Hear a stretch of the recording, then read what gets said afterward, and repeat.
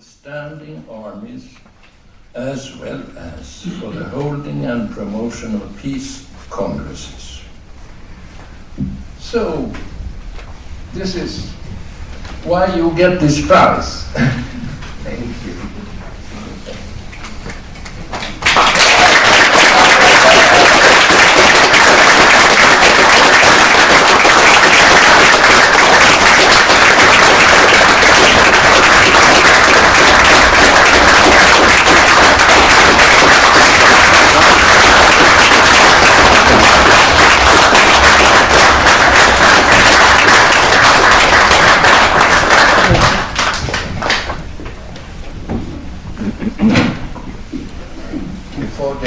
Speech, we will hand out the Norwegian text if you, there are people to do that, and you might have done it already, I see. So David, the floor is yours. Sorry, I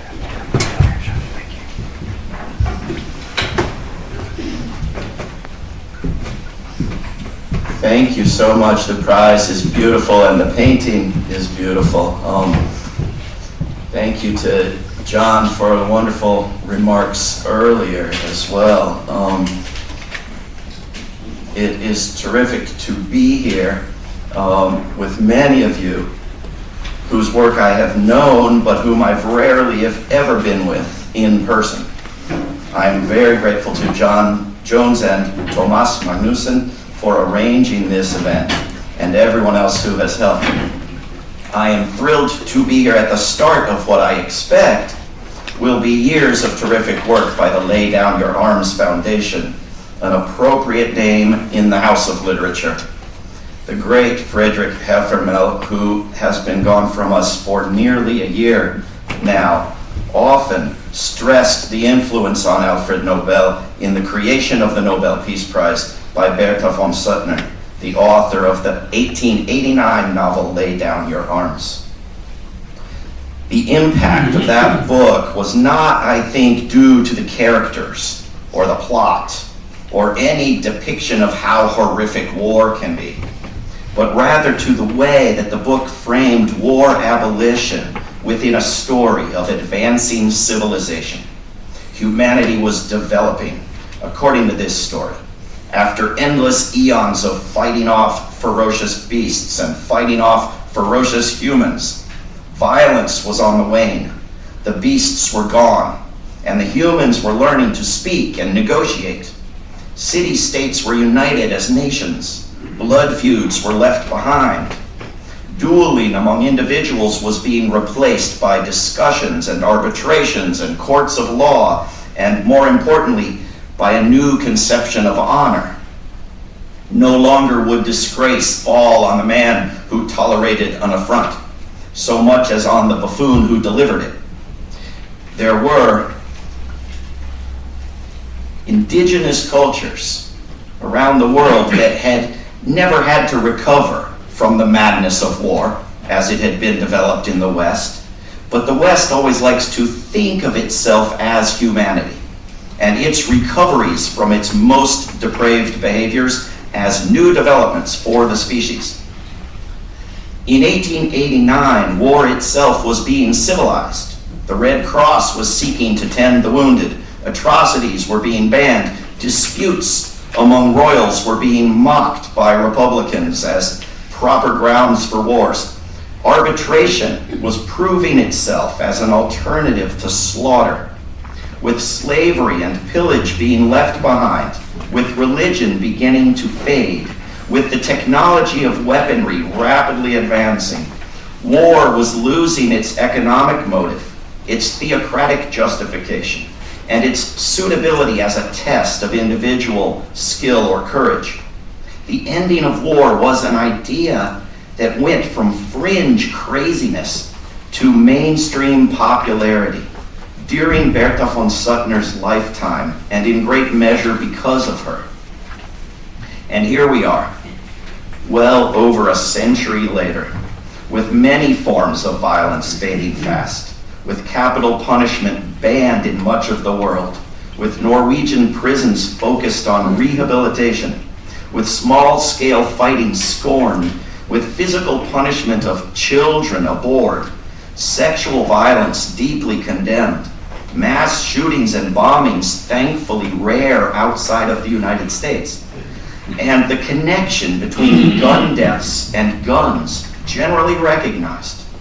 Such absurdities as dueling are nearly forgotten, and the notion of humanitarian dueling or defensive dueling or an obligation to support one side of every duel is usually deemed as risible as attributing noble valor to one rooster in a cockfight.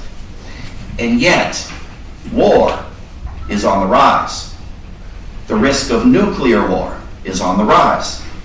And the weapons business through which a small number of countries fuel war around the world has lost all shame, replacing it with the pride of performing a laudable public service. Worst of all, the vision of successful war abolition has been set aside by a too easily discouraged public. In the words of Friedrich Effenmel, the main obstacle to global peace is the common belief that it is impossible. What went wrong? Corrupt governments went on waging wars, whether people wanted them or not. But that should have been expected. Tomorrow is 106 years since World War I was ended in Europe, while it continued for weeks in Africa. It was ended at the scheduled moment of the 11th hour of the 11th day of the 11th month, with an extra 11,000 people dead, wounded, or missing after the decision to end the war had been reached early in the morning. In many countries, the day was made into an annual anti-war holiday for decades before being gradually transformed into a day for celebrating militarism.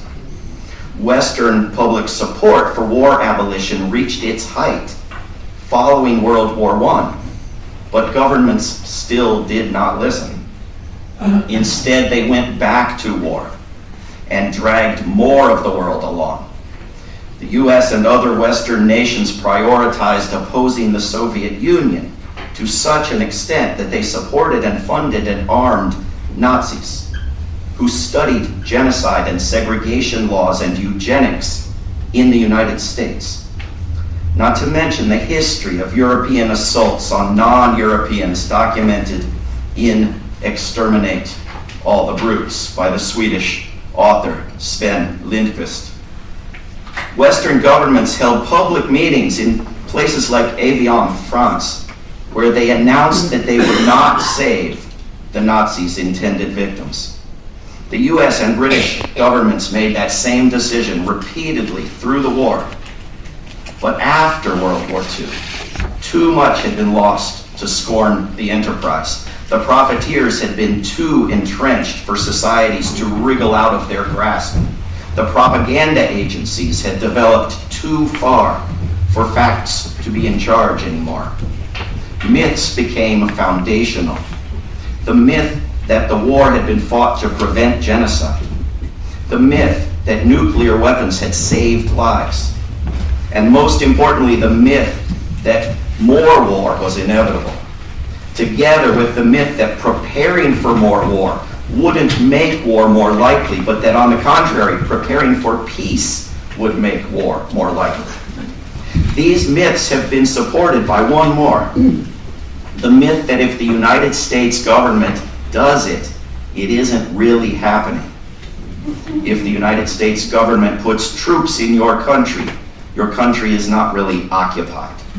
If it tells your government what to do, it isn't really an empire. If its bases poison your land and air and water, if they steal land from the Inuit in Greenland or the Aleutian Islanders, the Pacific Islanders, the Hawaiians, the Okinawans, the Chagosians, the Koreans, the Palestinians, it's not really stealing land, it's spreading freedom. In the words of Harold Pinter, it is a brilliant, even witty, highly successful act of hypnosis. There have always been sensible people around, even in our militarized culture, people who have said, if you keep expanding NATO to Russia's border, if you keep putting missile bases on Russia's border, if you keep fueling violence by right-wing forces in eastern Ukraine, if you keep tearing up treaties and abandoning disarmament agreements, you're making war more, not less likely.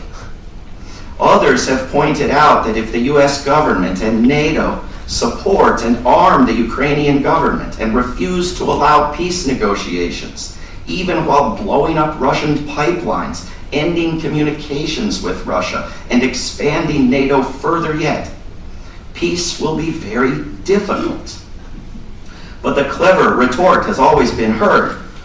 What do you mean the Russian government is a saintly force for peace and prosperity that has never harmed a soul? Well, it isn't. A blatantly provoked, illegal, immoral attack is still an illegal and immoral attack. Russian war-making must be condemned, just as both sides of a duel must be condemned. War is, after all, less, not more intelligent than dueling. But condemnation of Russia elicits the immediate response, well, what do you mean NATO is a saintly force for peace and prosperity that has never harmed a soul? It is easier for people to oppose war in the abstract, or if it's a little bit farther away, or if we're only asked about one side of it. Some people are able to oppose Israeli war-making and war-making by Hamas. They don't worry that one cancels out the other, or that the two are somehow being equated despite their different scales. Many are able to oppose Western war-making in Iraq, Afghanistan, Libya, Syria, or Yemen, and to simply avoid the question of the morality of the approaches taken by the other sides. There wouldn't be much point in having an opinion on what Iraqis should do, and one would be accused of blaming the victims merely for thinking about it.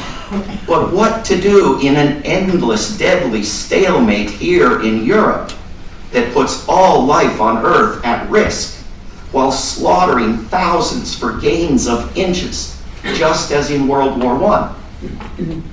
In most cases, people either declare all blame to lie with Russia or all blame to lie with Ukraine and NATO. An obvious oversimplification of a sort that most children have learned to reject on the playground. But the governments promote heavily.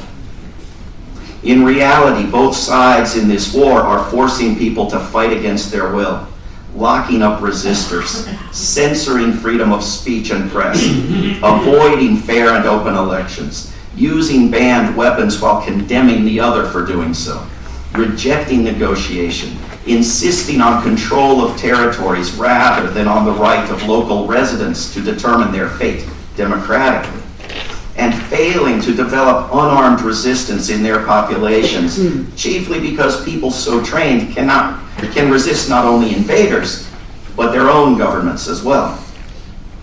Both the United States and Russia oppose the International Criminal Court and defy the rulings of the International Court of Justice. Of 18 major human rights treaties, Russia is party to only 11, and the United States to only 5.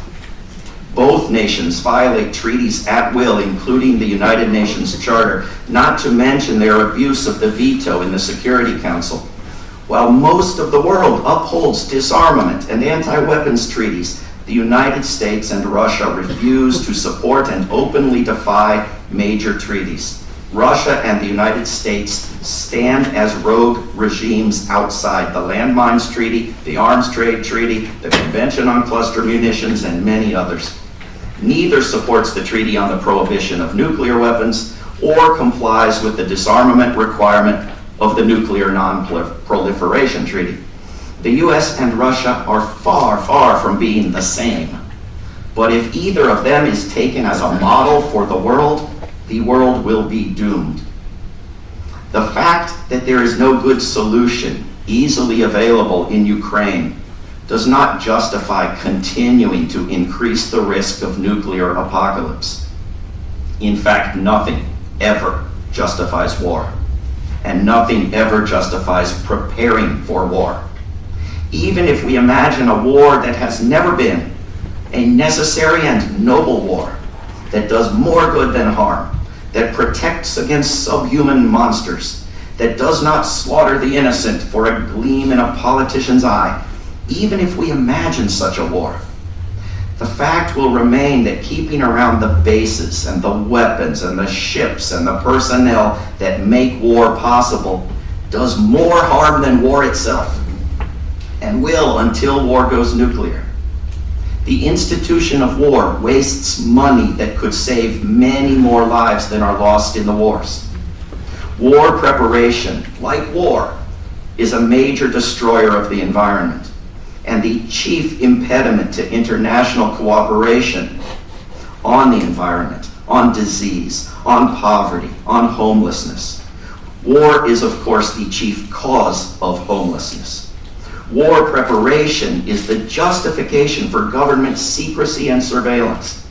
It is a major source of bigotry and hatred, and the biggest influence in our culture in favor of continued violence. It concentrates wealth, it corrupts politicians, it erodes liberties, and it celebrates sadism. Friedrich Heffermel understood the need to abolish the institution of war. I think he would probably have cheered for this year's Nobel Peace Prize recipients and considered them the first in at least 6 years to have merited the award based on the purpose for which it was created. Abolishing nuclear weapons is essential to our survival. But when some nations maintain nuclear weapons as a misguided response to the dominance of another nation in non-nuclear war making, we are faced with the need to abolish the entire war enterprise. We are faced with the need to abolish the entire war enterprise if we are going to abolish its worst weapons. Reforming war isn't going to work. Taboos on certain weapons are not going to hold. Restrictions on war's cruelty are not going to be honored. During each war in recent years, we have heard the cries of the outraged. This is not a war, it's a genocide. This is not a war, it's an occupation. This is not a war, it's terrorism. This is not a war, it's a crime. And so forth. All perpetuating the myth that there ever has been or can be a war that isn't cruel, that doesn't terrorize, that kills only the proper people for killing.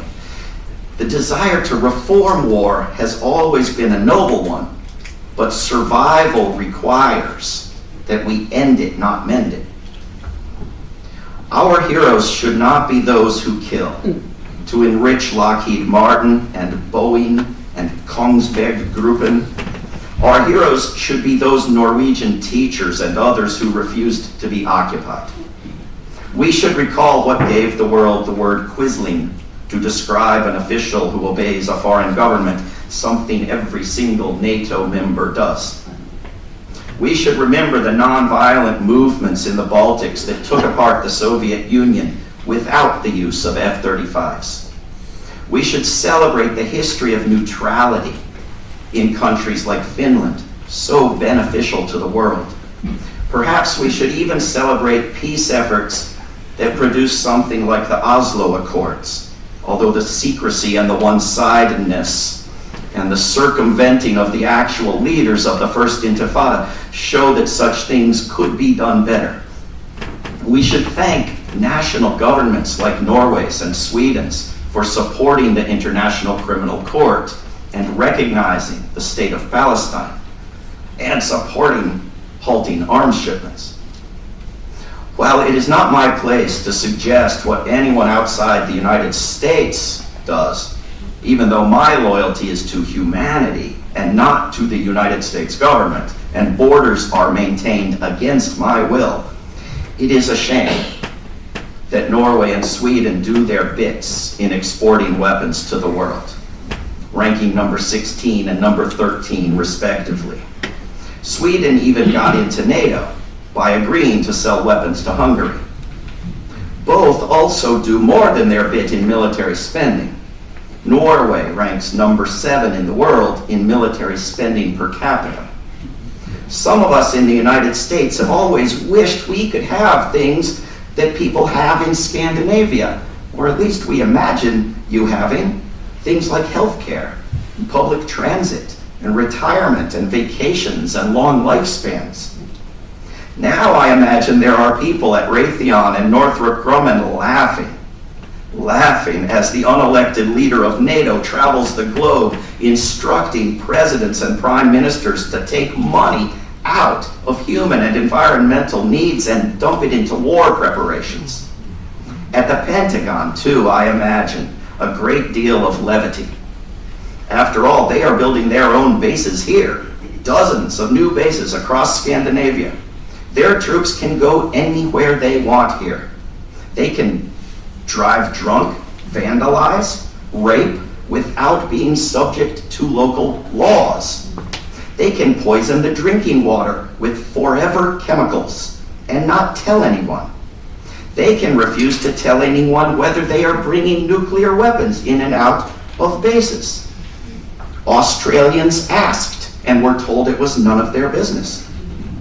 They can use bases here to assist in some future war entirely regardless of what anyone here thinks of that war. They can use bases here to sabotage pipelines or whatever else they like.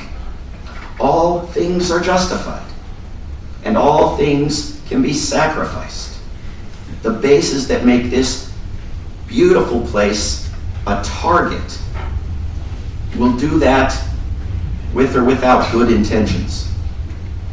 Where I live in Virginia, opposing a particular U.S. war is relatively acceptable. Pushing to defund the U.S. military is looked down on a little bit. Questioning the sanctity of NATO is absolute heresy.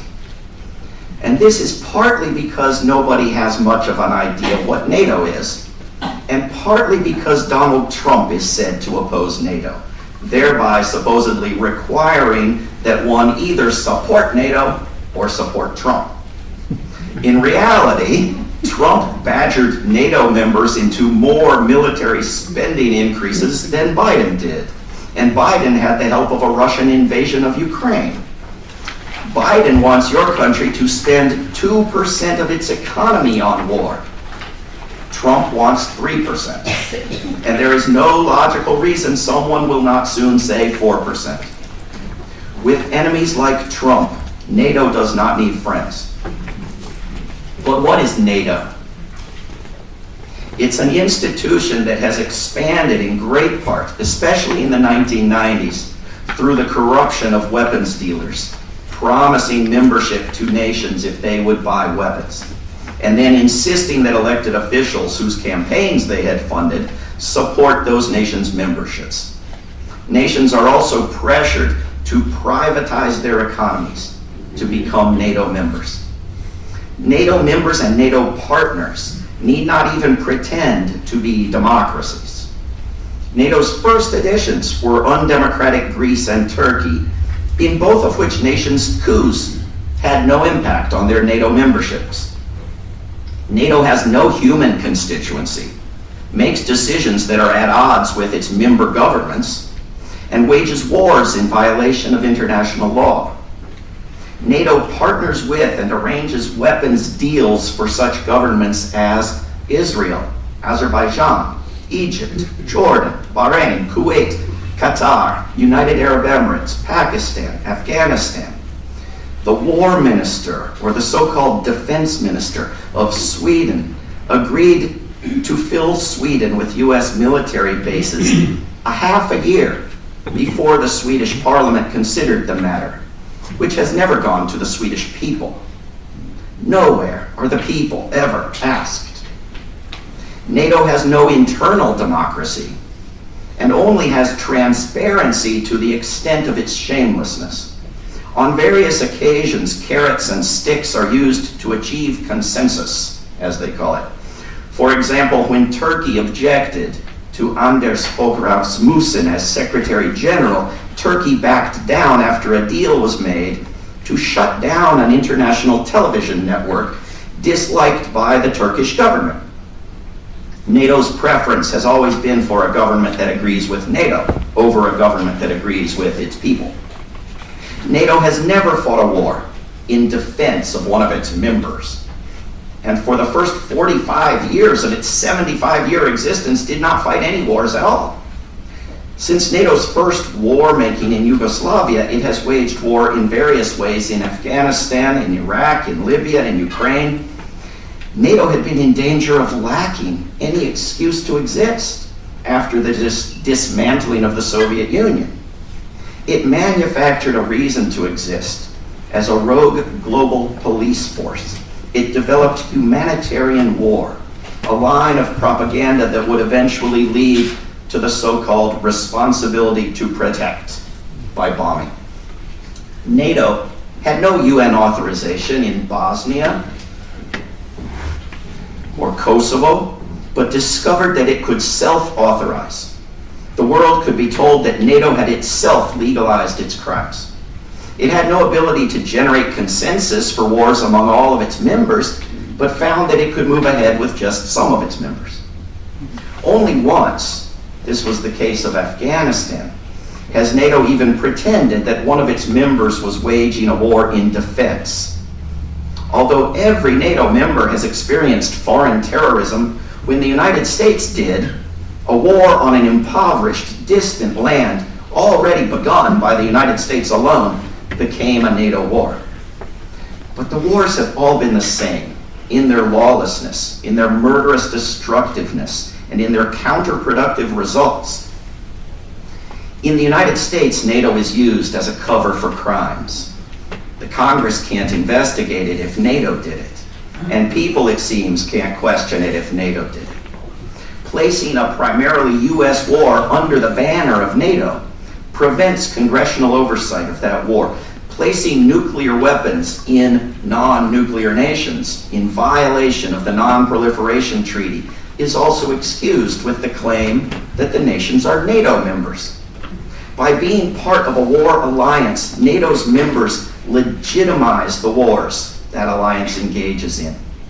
By pulling nations into NATO, the US government claims the right to act on behalf of the international community, even if most people on Earth are still not in the international community. NATO members should withdraw, not to create a balance of warmongers, not to support a different empire, not to build up a European military, but to turn instead to the rule of law, to disarmament, to compliance with the Treaty on Nuclear Non-Proliferation, to compliance with the UN Charter, which the NATO Charter grossly violates, to upholding the International Court of Justice and the International Criminal Court, and to the democratization and universalization of institutions, including, first and foremost, through demanding the elimination of the veto in the UN Security Council. What can we do to move the world in this direction?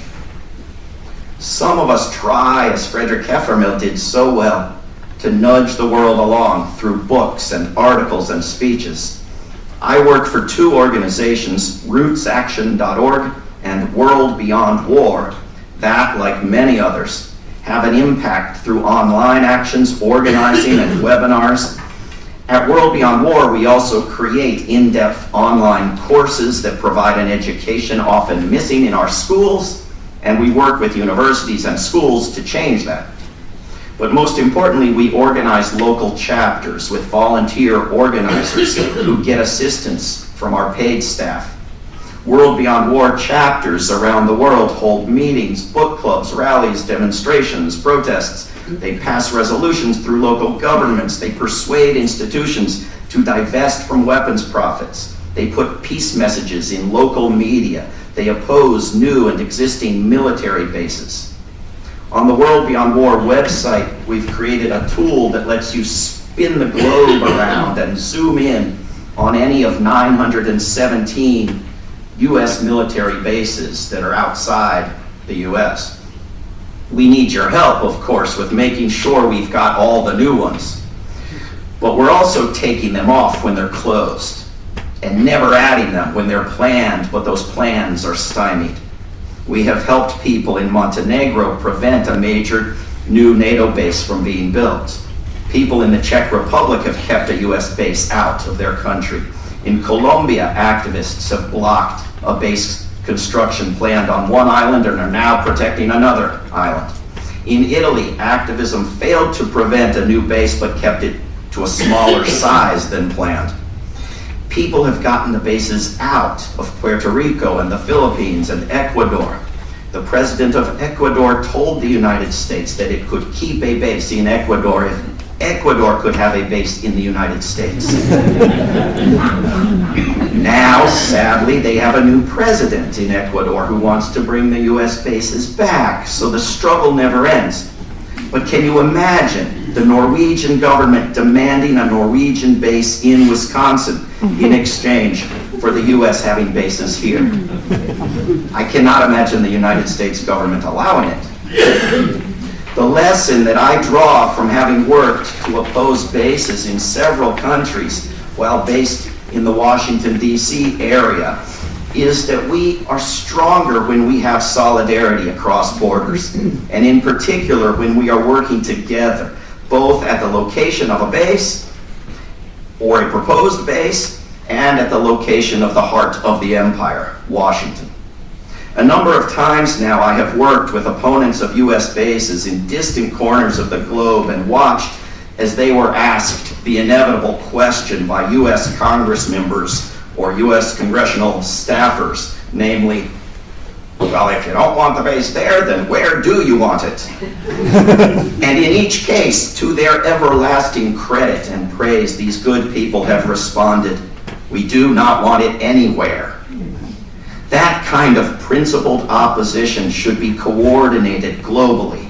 We should have days of protest at US bases across Scandinavia, together with protests delivering the same message in Washington, D.C.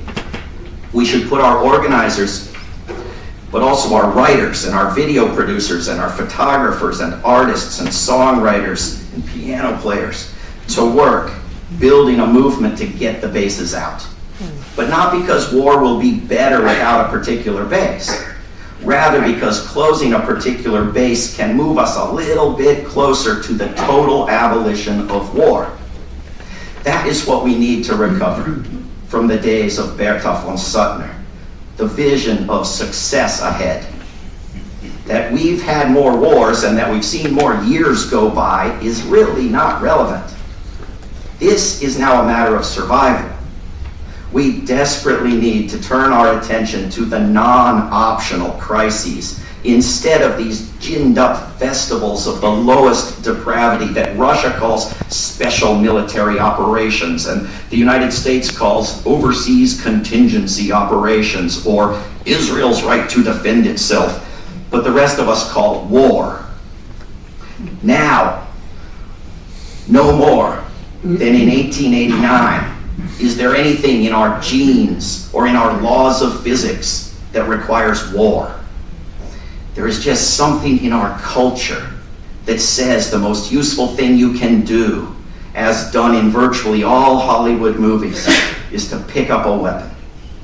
We need a culture in which the most admirable and courageous thing you can do is to lay down your arms.